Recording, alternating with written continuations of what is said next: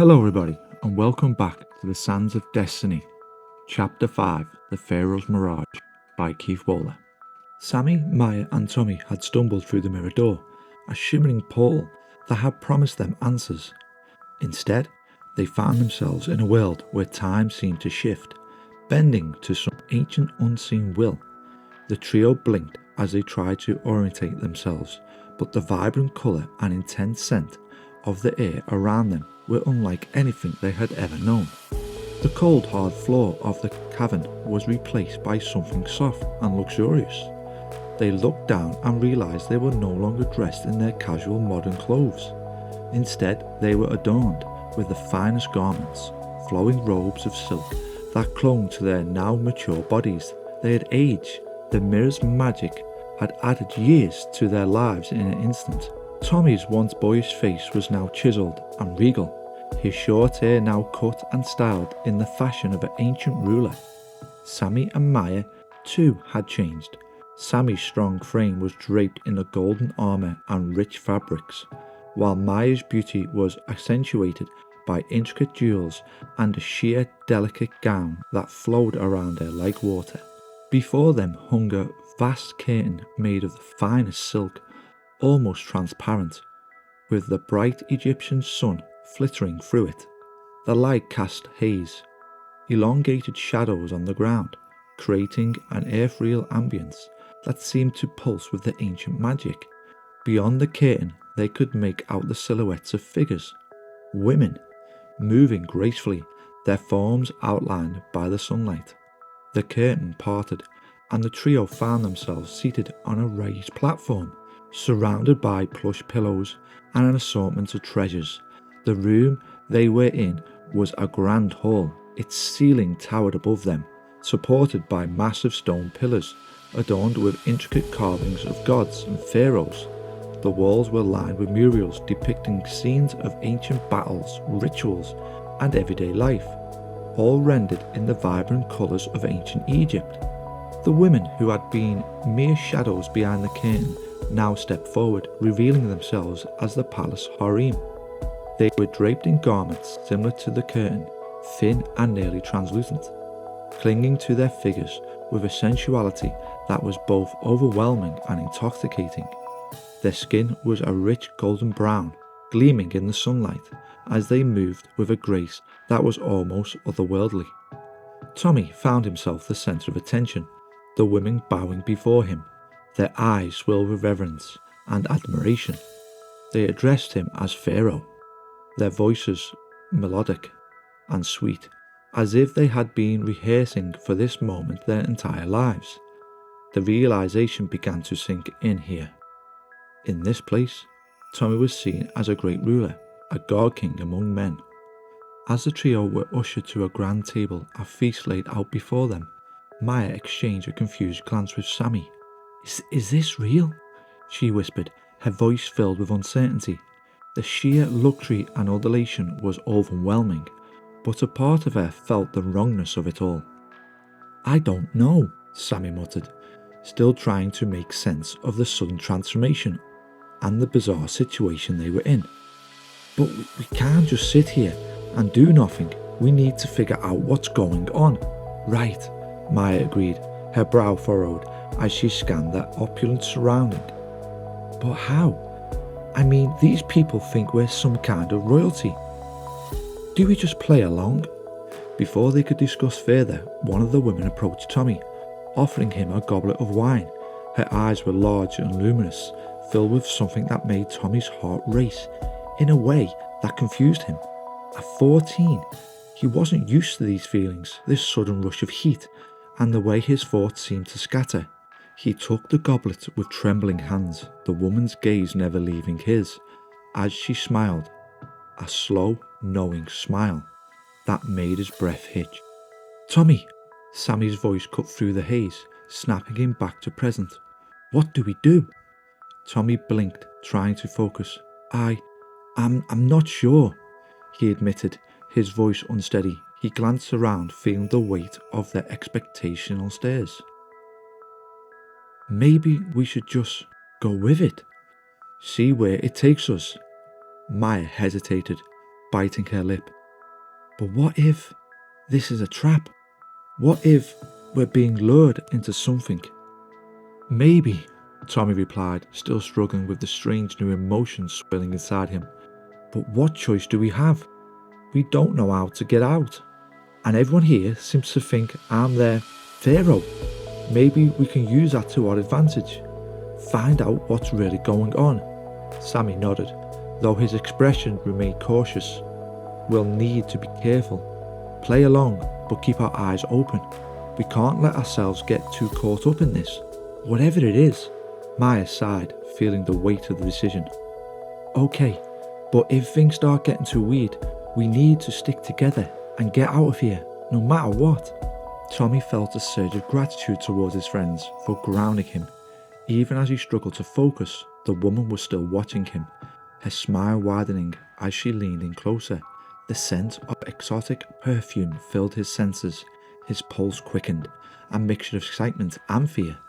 This world was confusing and overwhelming, but also intoxicating in a way he couldn't fully understand.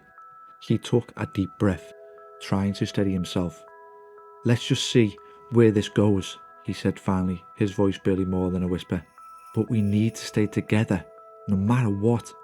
The trio exchanged a determined look, a silent agreement to navigate this strange new reality together, even as the lines between illusion and reality began to blur.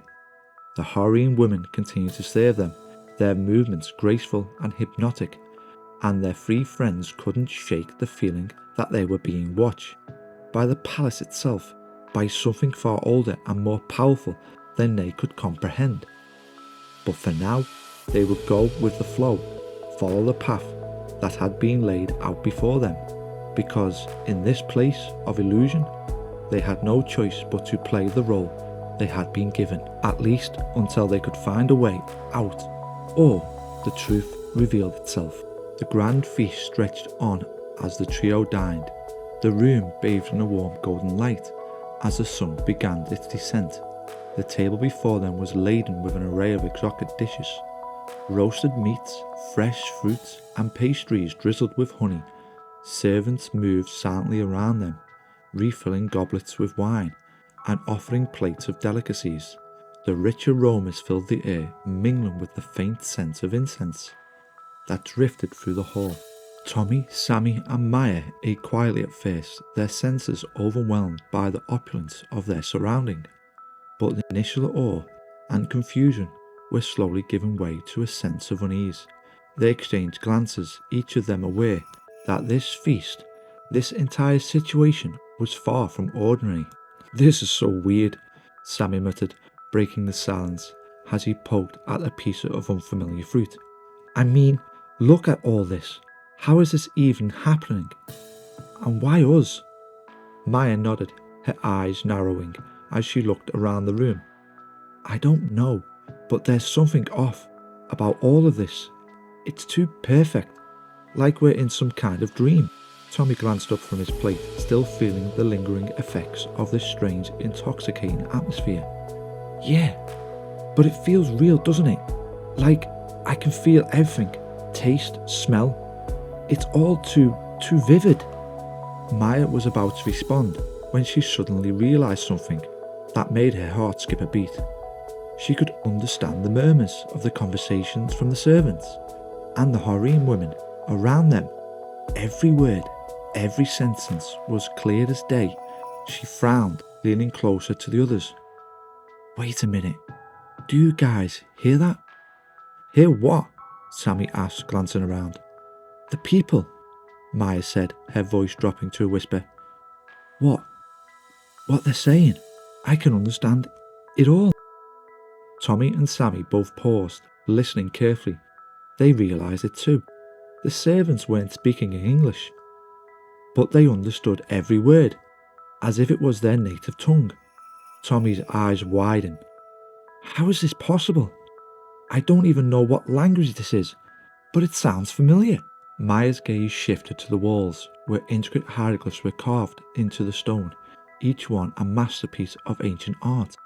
As she stared at them, the symbols began to shift in her mind, forming coherent words and sentences. "Oh my God," she whispered. "I can read this.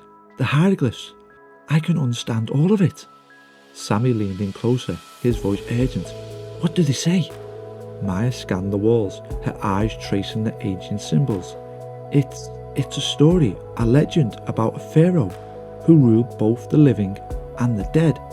It talks about a great power, a secret hidden within the place, and something about 3 chosen ones. Before they could delve deeper into the meaning of the hieroglyphs, a figure approached them, a tall man dressed in regal attire, his face partly hidden by a golden mask adorned with precious stones. He bowed deeply, his voice resonated and formal. "Great Pharaoh, honored advisors," he began, his tone filled with reverence. "The time has come for you to retire to the royal chamber. Please, follow me." The trio exchanged uneasy glances, but they had little choice. Rising from their seats, they followed the man through the grand hall, the feast and the murmurs of voices fading behind them. As they walked, the realization that they could understand every word spoken by the palace inhabitants only deepened their sense of disorientation. "I don't get it," Tommy whispered as they were led down the long corridor, the walls lined with more hieroglyphs that seemed to pulse with a hidden meaning. "Why can we suddenly understand them? It's like we're a part of this world now."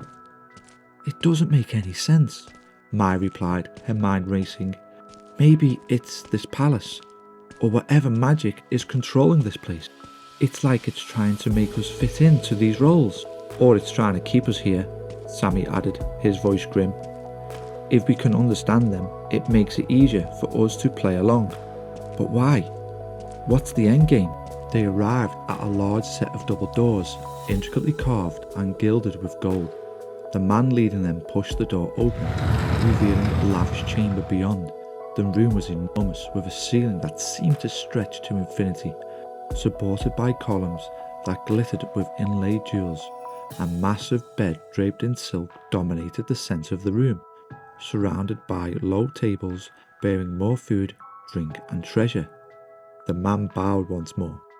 "Please rest well. The dawn will bring clarity and purpose to your journey." With that, he left the room, the door closing softly behind them. For a moment they stood in silence, taking in the splendour of the chamber. The tension was palpable, each of them struggling with the surreal nature of their situation. "What do we do now?" Tommy asked, his voice tingled with uncertainty. Maya sat down on the edge of the bed, running a hand through her hair. "I don't know. We can't just keep going along with this. But we don't know enough to do anything else." Sammy sighed, pacing the length of the room. "Maybe we should just get some sleep. We're no good to anyone if we're exhausted. We can figure this out in the morning." Maya nodded reluctantly. "Yeah, maybe you're right. We'll think clearly after some rest. But we need to stay together, no matter what." Tommy, still feeling the weight of his newfound responsibility and the confusing emotions that had surfaced during the feast, agreed. "Okay, we'll sleep, but we have to stay alert. Something's telling me tomorrow isn't going to be any easier." With that, they each found a spot in the vast chamber, too weary to fully trust the luxury around them, but too tired to resist the pull of sleep. As they settled in, the flickering light from the torches cast strange shifting shadows on the walls. The hieroglyphs seemed to dance in the dim light. Despite the uncertainty, exhaustion soon claimed them, and one by one they drifted into a restless sleep, their dreams filled with visions of ancient gods, forgotten powers, and the mysteries that awaited them in the Palace of Illusion. Tommy was drifting in a dreamlike state, caught between sleep and wakefulness. It was a warm, comforting sensation, as if he was wrapped in a soft embrace, his hair being gently stroked.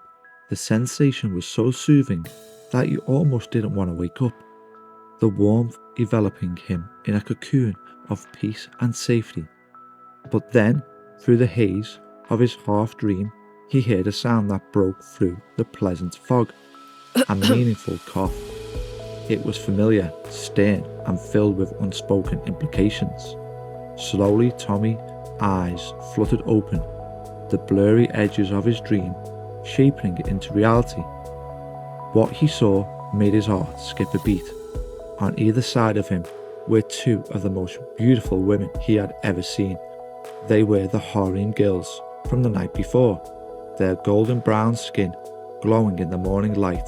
Their slender, perfect bodies were only partly covered by thin, nearly transparent dresses that clung to their curves.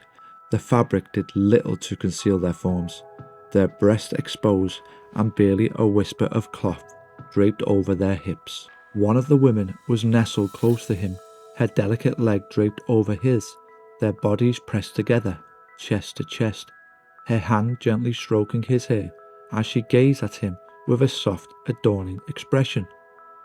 "Good morning, great Pharaoh," she whispered, her voice sweet and melodic. "Would you like us to prepare you a royal bath?" The words barely registered before Tommy, in a burst of panic and confusion, jolted upright. He moved with such sudden force that he nearly leapt out of the bed, clearing almost 8 feet as he stumbled away from the two women. The harem girls gasped, their eyes filled with fear. They quickly knelt on the floor, bowing their heads in unison. "Please, Pharaoh, do not punish us," one of them pleaded, her voice trembling. "We are sorry if we displease you. We only wish to serve." Tommy was still reeling from the shock. Took a deep breath. He realised that the girls were genuinely afraid, and a wave of guilt washed over him. The absurdity of the situation struck him then, and despite himself, he started to laugh, a nervous, slightly hysterical laugh that slowly turned into something more genuine. "It's okay," Tommy said, trying to calm down the situation, his voice gentle and reassuring. "Really, it's all good. I was just startled, that's all. Thank you for, the offer, but you can leave now. Please don't worry." The women glanced at each other, clearly revealed, but still wary. They bowed again before gathering themselves and exiting the room as gracefully as they had appeared. Tommy watched them go, letting out a long sigh of relief, before turning backwards to the room. That's when he noticed Maya and Sammy standing by the door, both of them watching him with expressions that spoke volumes. Maya was the first to react. She spun around, glaring at Tommy, with a look that could have set the room on fire. "Seriously, Tommy? Are you kidding me?" Her tone dripping with aspiration. Tommy, still clueless about what exactly he had done wrong, just blinked at her. "What? I didn't do anything, I swear." Sammy, who had been trying and failing to hold back his laughter, finally burst out. "Tommy, man, you might want to check yourself out before you keep talking." Tommy just frowned in confusion, then followed Sammy's gaze downwards. His face went bright red as he realised the state he was in. The morning had greeted him with more than just a shock. The thin sheet was doing little to hide the awkward situation. With a yelp, Tommy spun around, his hands frantically trying to cover himself. "Oh my God, this is not happening," Maya groaned, rolling her eyes as she turned away. "Honestly, boys." Still laughing, Sammy walked over to Tommy and handed him a robe from the bed. "Here, man, you're gonna need this." Tommy quickly wrapped the robe around himself, his face still burning with embarrassment. He glanced over at Maya, who was doing her best to look anywhere but at him. "Look, it's not what it looks like," Tommy blurted out, desperate to explain. "I didn't ask for any of this. I was just asleep, and then they were there." Maya shook her head, finally turning to face him with a slightly softer expression. "Tommy, it's fine. Just let's not make this any more awkward than it already is, okay?" Tommy nodded, still flustered, but grateful that the situation hadn't escalated further. "Yeah, agreed. Let's just forget this ever happened." Sammy, still grinning, gave him a playful nudge. "Oh, don't worry, Tommy. We're definitely remembering this morning for a long time." Tommy groaned, burying his face in his hands. "Great. Just great." But despite the embarrassment, As he looked around at his friends, he couldn't help but feel a little relieved. Whatever strange world they had found themselves in, at least they were in it together. The morning sun flitted through the ornate curtains of the royal chamber, casting a golden hue across the room. After the startling events that had woken them, Tommy, Maya and Sammy found themselves more focused than ever. The servants had left fresh, finely woven garments for them, robes of white linen, embroidered with gold thread and adorned with symbols of power and protection. As they changed into their new attire, the trio was guided by a silent attendant through a series of corridors. The palace seemed endless, with each turn revealing more of its ancient grandeur. Eventually, they were led into a large, dimly lit room dominated by a massive, intricate, detailed model. The model depicted an underground tomb, or burial chamber, with numerous interconnecting chambers leading off from it. The attention to detail was astounding. Every stone, every passage, meticulously crafted. The end of the model displayed 3 fully complete chambers, while the first few chambers appeared to be under construction. A man appeared to be the master builder stepped forward, bowing deeply before addressing Tommy. "Great Pharaoh, to Moses," he began, his voice filled with respect. "The final resting chamber and its ascending chambers are now complete. We await your divine instructions to finalize the remaining chambers." Tommy, Maya and Sammy exchanged glances, a realization drawn on them. The model before them was a miniature version of the labyrinth they had been traversing before entering the mirror realm. This was more than just a model. It was a map, a blueprint of the path they had walked and the dangers that lay ahead. As they studied the model, they began to recall the chambers they had passed through. The traps, the puzzles, the trials, everything was represented here. Tommy's mind raced as he pieced together their journey. The beginning chamber were familiar, but the final 3 chambers, fully constructed in the model, were a mystery. "This is where we've been," Maya whispered, tracing a path with her finger. "And this," she pointed to the final chamber, "is where we need to go." "But these chambers," Sammy added, pointing to the middle section, "still under construction. We haven't seen them yet. If we can guide the builders on how to complete them, we might be able to ensure our friends' safety." Tommy nodded, his mind already working through the possibilities. He knew Ethan, Leela and Professor Winter must have made it out of the mirror realm by now. They were smart, resourceful, but they would need help navigating the final chamber. Tommy turned to the master builder.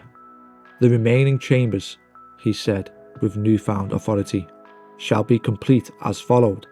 The next chamber will be a place of rest, not of trials, a sanctuary, with rubies and emeralds embedded in the ceiling to mimic the night sky. Amethyst will line the chamber, providing comfort and peace. It will be a place to wait, a safe haven for those who must navigate the final chambers together." The master builder bowed deeply again, committing Tommy's words to memory. "It shall be done, Pharaoh." As the builder began instructing his team on the changes, Tommy, Maya and Sammy huddled together, speaking in a hushed tone. "Those final chambers," Maya said, her voice tinged with worry, "they require at least 4 people to navigate." Sammy nodded. "If we're going to make it through, we'll need to be together, all of us." Tommy's gaze lingered on the model, his thoughts drifting to the implications of what lay ahead. The tomb wasn't just any tomb, it was his. He had been known as Moses, a great pharaoh in this world. The labyrinth was being constructed in his honor, and it was becoming clear that this connection to this place ran deeper than he had ever imagined. A sense of responsibility weighed on him. This wasn't just about getting out anymore. This was something more at stake, something he felt deep within. Tommy was starting to wonder if leaving this world was even an option for him anymore. The thought of staying behind, of ruling a osmosis, began to creep into his mind. There was a certain allure to it, a sense of destiny calling out to him. Before they could dwell further on these thoughts, a servant arrived to escort them to an evening banquet. The trio followed, their minds still buzzing with the implications of the model. The banquet hall was a sight to behold, filled with the scent of rich spices and the sound of music played by skilled musicians. The table was laden with delicates and roasted meals, honey, fruits, and jugs of fermented wine. But it wasn't the feast that caught Tommy's eye. Waiting by his seat were the two harem girls from that morning. Their eyes sparkled with mischief. As the meal began, the girls attended to Tommy with a devotion that was both flattering and disconcerting. They rested at his feet, their hands occasionally brushing against him, in ways that made him blush. They whispered sweet nothing in his ears, teasing him with coy smiles and lingering touches. Their beauty was undeniable, and despite his initial embarrassment, Tommy found himself enjoying the attention. Maya and Sammy, seated nearby, exchanged amused glances. They could see the effect the girls were having on Tommy, though they decided to let him be, for now. The conversation flowed freely between the trio, discussing everything from the chamber to their hopes and reuniting with Ethan, Leela and Professor Winter. The atmosphere was oddly relaxed, given the perilous situation they had found themselves in. As the evening wore on, the servant girls arrived to escort them back to their sleeping chambers. Tommy found himself hesitating as he rose to leave. The warmth of the girls at his feet still lingered in his mind, but he followed Maya and Sammy out, the girls trailing behind with playful smiles. When Tommy awoke the next morning, he was greeted by the now familiar sensation of warmth and softness surrounding him. He blinked his eyes and opened them to find the same two harem girls lying beside him, their bodies pressed close against his. This time, however, there was no panic, only a strange sense of comfort. One of the girls was gently stroking his hair, while the other nestled her head against his chest. Tommy didn't move. Instead, he let himself relax, enjoying the quiet intimacy of the moment. The girls seemed content, their eyes half closed as they continued to caress him. It was a strange, surreal experience for Tommy, but he couldn't deny the comfort it brought him. Just as he was about to close his eyes again, he heard a familiar sound. Maya cleaning her throat. Tommy looked up to see her standing at the foot of the bed, arms crossed with an expression that was both exasperated and amused. "Enjoying yourself, Pharaoh?" she asked, her tone teasing. Tommy's face turned bright red, but before he could respond, Sammy's laughter filled the room. "You might want to, check your royal attire, Sammy," suggested with a grin. Tommy glanced down and realised with horror that his robe had come undone in his sleep. He quickly scrambled to fix it, his movement causing the harem girls to giggle softly. "All is good?" Tommy stammered, his face still flushed. "I was just, startled again." The girls sensed his embarrassment, quickly apologised, fearing they had displeased him. "Please, Pharaoh, forgive us," one of them said softly. "We did not mean to offend." Tommy waved his hand in a flustered manner. No, it's fine. Really, you're not in trouble. I was just surprised. That's all." With a final, somewhat awkward laugh, Tommy asked the girls to leave, which they did with a graceful bow, their smiles still playful. As the door closed behind them, Tommy turned his face to Maya and Sammy, who were both trying to stifle their amusement. Maya shook her head, smirking. "You're getting too comfortable in your role, Tommy." Tommy shrugged sheepishly. "It's not what I expected, that's for sure."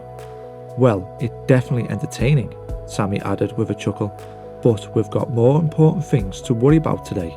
Tommy, Maya and Sammy gathered their thoughts, knowing they needed to explore the final resting chamber. After a quick discussion, they decided it would be best to summon the Master Builder and request to be taken there. Tommy called for a servant, who quickly complied, bowing deeply before leaving the room to carry out the command. Before long, the master builder arrived, his robe flowing as he entered the chamber. He was an older man, his face lined with years of labour and wisdom, but his eyes were sharp and focused. After exchanging formalities, the master builder agreed to take them to the site. He arranged for a caravan of camels to transport them to the Nile, where a grand boat awaited, one far more splendid than anything they could have imagined.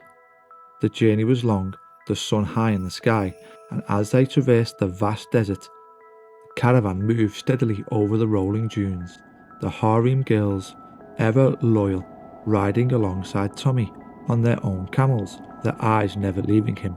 The heat was intense, but the anticipation of reaching the Nile kept them going on, and finally they arrived at the banks of the great river.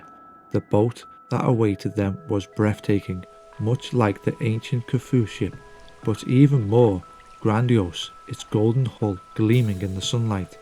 Intricate carvings of gods and pharaohs adorned the vessel, and the sails were made of the finest linen, catching the wind as if they were crafted from the very essence of the sky. On board, they dined on the deck, basking in the golden Egyptian sunlight. The meal was a lavish spread of fruit, meat and wine, served by the attentive servants. The harem girls remained at Tommy's side, teasing him playfully, feeding him grapes and refilling his cup. As they ate, they marvelled at the sight along the riverbanks, crocodiles lazing on the shores, their rough skin blending with the rocks and mud, while massive hippopotamuses waded in the water. Their sheer size was majestic. These creatures took their breath away, a reminder of the untamed beauty of the ancient world. Seeing the hippos, creatures that had long since vanished from the Nile in their own time, was a surreal experience. Those colossal animals were truly a sight to behold, their native forms moving with surprising grace through the water. After hours of sailing, the boat finally docked near the site of the chambers. They disembarked and began their journey on foot, led by the master builder. The path wound through a narrow gorge, the air cool and heavy with the scent of the desert. As they rounded a bend, the valley opened before them, a vast, mighty expanse that dipped hundreds of feet below. From the edge of the valley, they could see the construction site, far below, nestled within the sandy embrace of the desert. The scale of the project was staggering, with workers labouring tirelessly to complete the remaining chambers, the completed sections gleaming in the sunlight, while the unfinished chambers were still being carved from the rock. It became clear that when the final chamber was sealed, the entire site would be buried beneath the shifting sands, hidden away from the world for all time. The realization hit them all at once. This was to be Tommy's final resting place. The security and secrecy of the site surpassed even that of the pyramids of the Valley of the Kings. Once the sand covered it, the tomb would be lost to time, a true enigma buried deep within the desert. As they stood on the edge of the valley, Tommy couldn't shake the feeling of destiny that hung over them. The place, this moment, was not just another step in their journey. It was the culmination of everything they had been through, and as much as he wanted to return home, he couldn't ignore the pull of the ancient world, the sense of belonging that has grown stronger with him each passing day. But for now, they had to focus on the task at hand, completing the chamber and ensuring that their friends could reach them. With a deep breath, Tommy turned to the master builder and began to outline the changes that needed to be made to the model, all while wondering what the future held for them in this strange and wondrous place. Well guys, we've come to the end of chapter 5. Join us next time as we continue our journey through the sands of destiny. Chapter 6, The Revelations.